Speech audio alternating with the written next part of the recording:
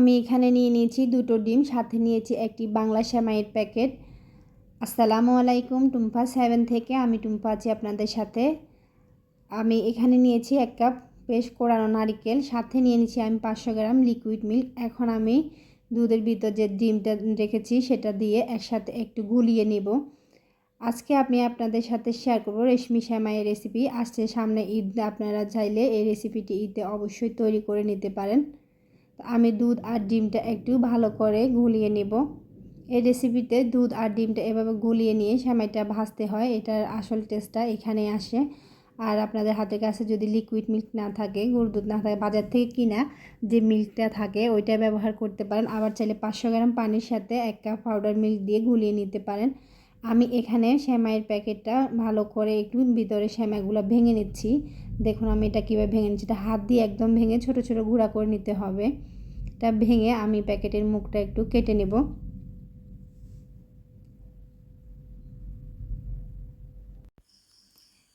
কেটে নিয়েছি আমি এর মুখটা, কেটে আমি এটা একটু সাইডে রেখে দেব। এখানে আমি ফ্রাই প্যান দিয়ে দিয়েছি, ফ্রাই প্যানটা একটু গরম হলে আমি দিয়ে দিলাম সামান্য একটু রিফাইন সাদা তেল, যেটা রান্না ব্যবহার করেন আপনারা ওই তেলটাই দিতে পারেন। সাথে দিয়ে দিচ্ছি আমি 1 টিস্পুন ঘি। আপনারা চাইলে এটা পুরোটা ঘি দিয়েও ভাজতে পারেন, আবার তেল দিয়েও ভাজতে পারেন, কোনো অসুবিধা নাই। আর যেভাবে ইচ্ছা পছন্দ অনুযায়ী ভেজে নিতে পারেন। এখন আমি এখানে সেমাইটা ভেঙে নিয়েছিলাম, সেই সেমাইটা আমি এখানে নিয়ে ভেজে নিচ্ছি। এটা একটু লালচে বাদামি করে ভাজতে হবে, কম আছে আলতো হাতে, লো আছে আলতোভাবে এটা একটু ভেজে নিতে হবে একটু সময় নিয়ে। এটা একটু আস্তে আস্তে করে ভালোভাবে ভেজে নেব।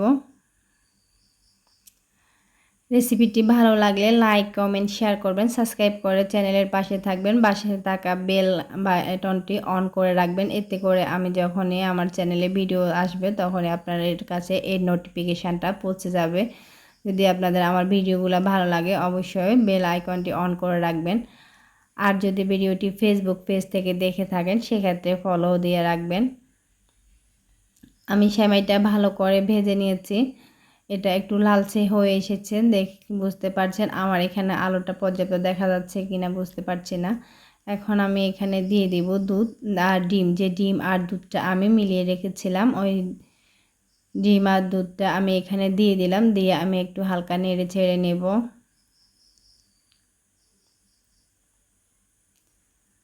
এখন আমি এখানে দিয়ে দিচ্ছি চিনি, এখানে আমি 1.5 টিস্পুন চিনি দিব। আপনারা যে যেরকম মিষ্টি খেতে পছন্দ করেন সেই অনুযায়ী চিনিটা দিবেন। আমি একটু মিষ্টির পরিমাণটা কম খাই, তো সেই কারণে আমি 1.5 টিস্পুন দিয়েছি। 1/2 টিস্পুন দিয়েছি লবণ, 1/2 টিস্পুন থেকে অনেক কম লবণ দিয়েছি, কারণ মিষ্টি খাবার খুব বেশি লবণ লাগে না। তো আমি যেহেতু মিষ্টিটা একটু কম দিয়েছি তাই আমি লবণটা দিয়েছি। তো আপনারা অবশ্যই লবণটা বুঝে দিবেন।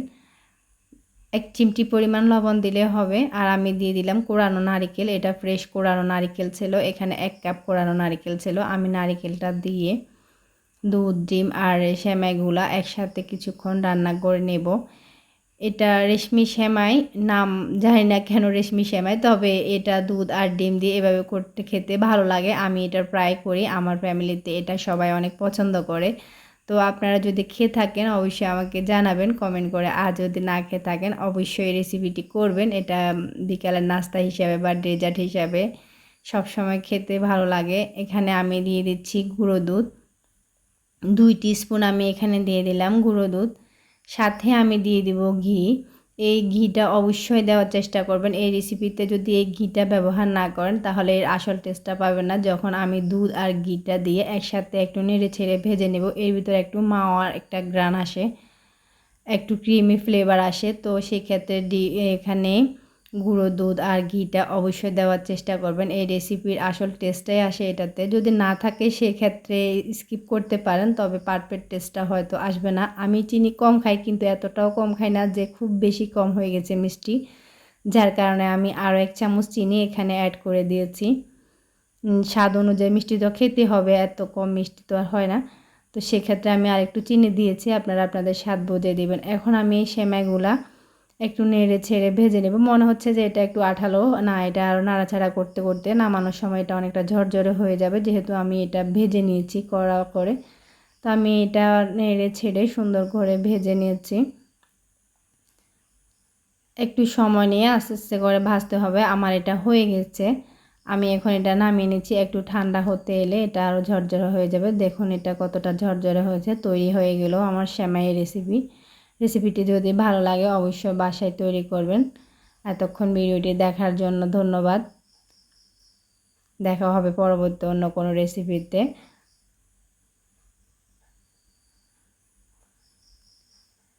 আশা করি রেসিপিটি অবশ্যই করবেন। আল্লাহ হাফেজ।